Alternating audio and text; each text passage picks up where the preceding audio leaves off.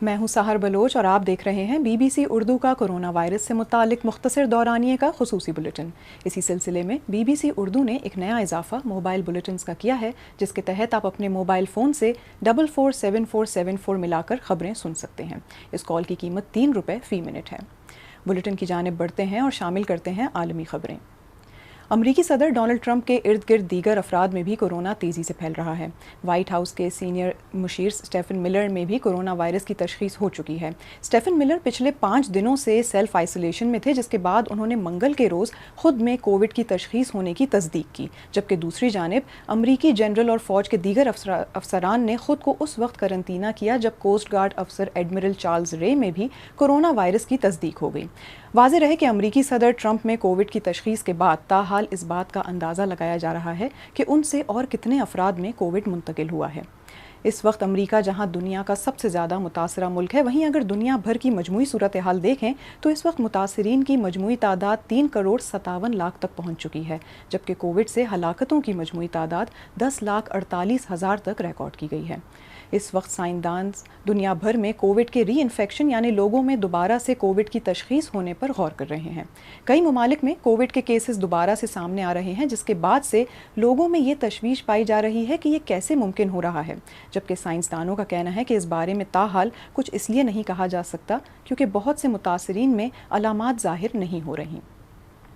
Fun land میں April کے بعد سے ایک بار پھر کووڈ متاثرین کی تعداد میں تیزی دیکھنے میں آئی ہے۔ جہاں اپریل میں متاثرین کی یومیہ تعداد 211 تک رہی، وہیں اب یہ یومیہ تعداد 227 تک پہنچ چکی ہے۔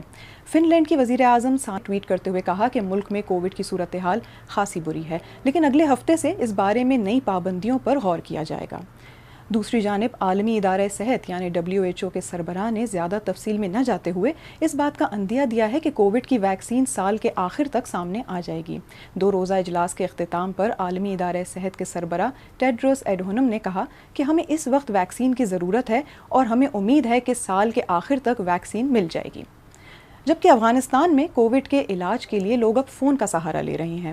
دنیا بھر سے ڈاکٹر اور طبی عملہ ٹیلی ہیل نامی سروس کے ذریعے اپنے موبائل فون اور لیپ ٹاپ کے ذریعے افغانستان، شام، جنوبی افریقہ اور یوگانڈا میں کووڈ سے نمٹنے کے لیے مدد فراہم کرتے ہیں۔